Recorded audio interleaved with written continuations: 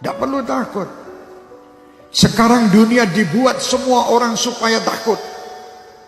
Sampaikan kepada dunia dan sampaikan kepada orang yang membuat berita takut-takut itu.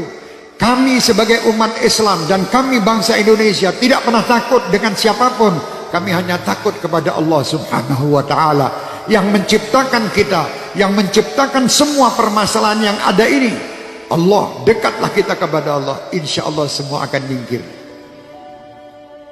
Bingung sekolah Indonesia ini, dunia semua dengan corona. Astagfirullahaladzim. Kenapa tidak takut sama Allah? Anda lebih takut membeli alat-alat untuk mencegah supaya tidak kena corona, tapi Anda tidak pernah mendatangkan ustadz untuk menyegah anak cucu kalian masuk neraka. Tidak pernah. Pernah ragat untuk ngurusi anak cucu supaya tidak masuk neraka? Tidak pernah.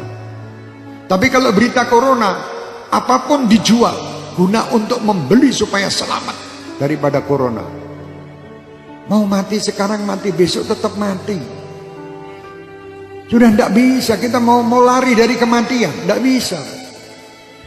Supaya kita selamat, ayo dekat kepada Allah. Tidak ada mudarat.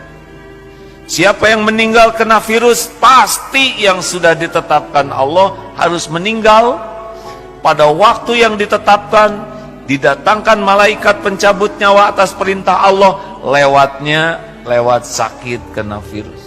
Tanpa kena virus itu pun yang meninggal tiap waktu tetap terjadi.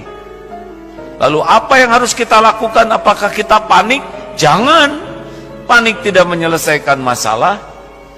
Kita baca mengapa syariatnya Allah takdirkan ada ini. Oh, makan tidak terjaga, hidup yang kotor, dan berbagai hal yang kita bisa dapatkan informasinya. Efeknya, sempurnakan syariatnya, hidup bersih, makanan bersih, sikap bersih, plus doa yang banyak. Karena virus itu tidak akan menyentuh kita tanpa izin pemilik diri kita. Tubuh ini milik Allah hadirin, bukan milik kita. Tubuh ini tidak akan terluka sedikit pun tanpa izin pemiliknya. Tubuh ini tidak bisa mati kecuali dengan izin pemiliknya, Allah Subhanahu wa ta'ala. Oleh karena itu, mendengar virus corona, yang harus diingat bukan virusnya, tapi pencipta, penguasa, pemilik segala-galanya, Allah Subhanahu wa ta'ala.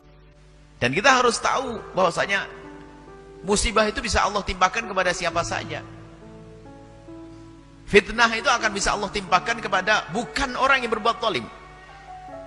Yang la tusibanna alladziina dzalamu minkum khassah, tidak akan menimpa kepada orang yang bermaksiat saja, tidak.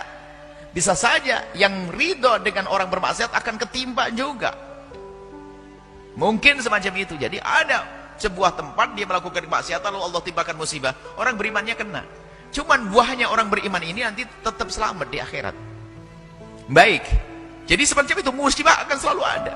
Hari ini ada itu kan selalu ada.